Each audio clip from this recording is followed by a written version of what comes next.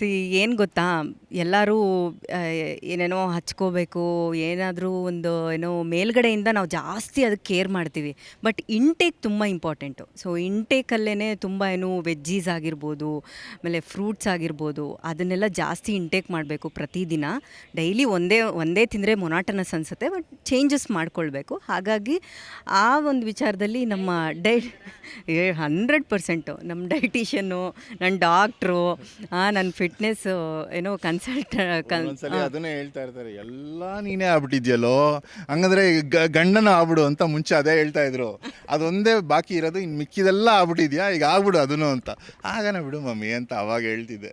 ಇವಾಗ ಅದು ಆಗಿದೆ. ಸೊ ಇವಾಗ ಎಲ್ಲ ಒಂಥರ ಆಲ್ರೌಂಡರ್ ಅಂತ ಹೇಳ್ಬೋದು ನನ್ನ ಲೈಫಲ್ಲಿ.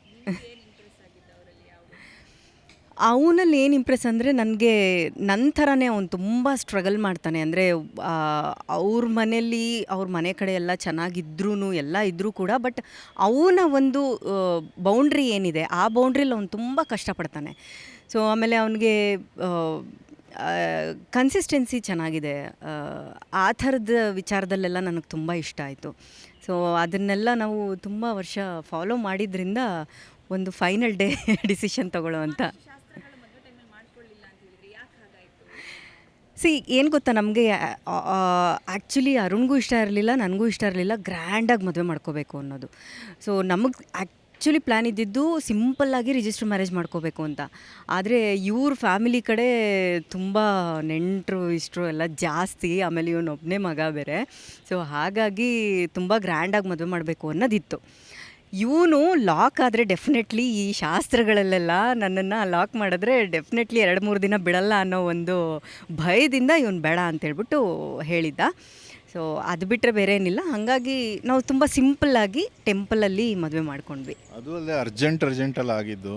ಅಂದರೆ ಜಸ್ಟ್ ಆ ಥರ ಏನಿಲ್ಲ, ಇನ್ನೂ ಒಳ್ಳೆಯದು. ನಾನು ಆ್ಯಕ್ಚುಲಿ ನಾವು ಯಾವತ್ತು ಡಿಸೈಡ್ ಮಾಡಿದ್ವಿ ಮದುವೆ ಆಗಬೇಕು ಅಂತ, ನಾನು ಅವಳಿಗೆ ಹೇಳಿದ್ದು ನಾಳೆ ಬೆಳಗ್ಗೆ ಹೋಗೋಣ, ರಿಜಿಸ್ಟರ್ ಮಾಡಿಬಿಟ್ಟು ಮನೆಗೆ ಬಂದು ಆಮೇಲೆ ಇಡೋಣ, ಮದುವೆ ರಿಜಿಸ್ಟರ್ ಆಗ್ಬಿಟ್ಟಿದ್ದೀವಿ ಅಂತ.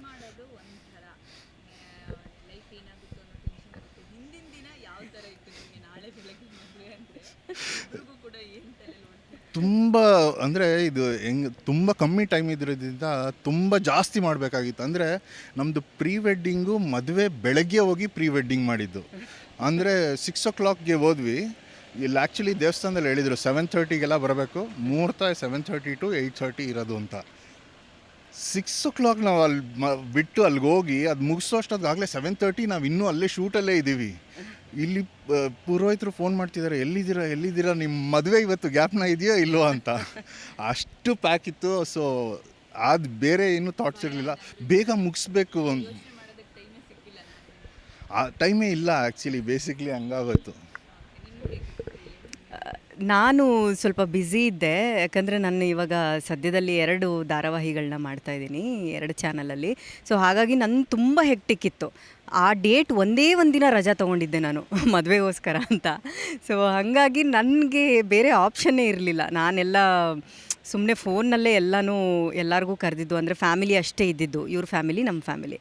ಸೊ ಫೋನಲ್ಲೇ ಎಲ್ಲರನ್ನೂ ಕರೆದಿದ್ದು, ಫೋನಲ್ಲೇ ನನ್ನ ಡ್ರೆಸ್ಸೆಲ್ಲ ಅರೇಂಜ್ ಮಾಡ್ಕೊಂಡಿದ್ದು, ಸ್ಯಾರಿನೂ ನನ್ನ ಫೋನಲ್ಲೇ ಆಯಿತು, ಎಲ್ಲನೂ ಫೋನಲ್ಲೇ ಅರೇಂಜ್ ಮಾಡಿ ರೆಡಿ ಮಾಡಿ ಇಟ್ಬಿಟ್ಟಿದ್ದೆ ಅಷ್ಟೇ. ಸೊ ಅವತ್ತು ಮದುವೆ ಆಗಿದ್ದು ನೆಕ್ಸ್ಟ್ ಡೇನೇ ನಾನು ಶೂಟ್ಗೆ ಹೋದೆ. ಇವನು ಅವನದು ಇದು ಏನು ಕಾಂಪಿಟೇಷನ್ ಇತ್ತು. ಸೊ ಆ ಥರದ್ದು ನಮ್ಮಿಬ್ಬರು ಮನೇಲೂ ಪ್ರಾಬ್ಲಮ್ ಇಲ್ಲ. ಸೊ ಅದು ಆ ವಿಚಾರದಲ್ಲಿ ವಿ ಆರ್ ಲಕ್ಕಿ ಅಂತ ಹೇಳ್ಬೋದು. ಮನೇಲೂ ಇಬ್ರಿಗೂ ಹೇಳ್ತಾಯಿದ್ರು ಮದುವೆ ಆಗ್ಬಿಡಿ. ಅವ್ರ ಮನೇಲಿ ಮದುವೆ ಆಗ್ಬಿಡಪ್ಪ, ನಮ್ಮ ಮಗಳನ್ನ ಚೆನ್ನಾಗಿ ನೋಡ್ಕೊತೀಯ ನೀನು ಅಂತ ಅವ್ರ ಮನೇಲಿ ಹೇಳ್ತಿದ್ರು. ನಮ್ಮ ಮನೇಲಿ ಅಮ್ಮ ನೋಡಮ್ಮ ಅವನ್ನ ಮದುವೆ ಆಗ್ಬಿಡು, ನಮ್ಮ ಮಾತು ಕೇಳಲ್ಲ, ನೀನೇ ಹೇಳು ಮದುವೆ ಆಗ್ಬಿಡ್ರಿ ಇಬ್ರು ಅಂತ. ಸೊ ಅದೇನು ಪ್ರಾಬ್ಲಮ್ ಇರಲಿಲ್ಲ ಮನೆಯಲ್ಲಿ.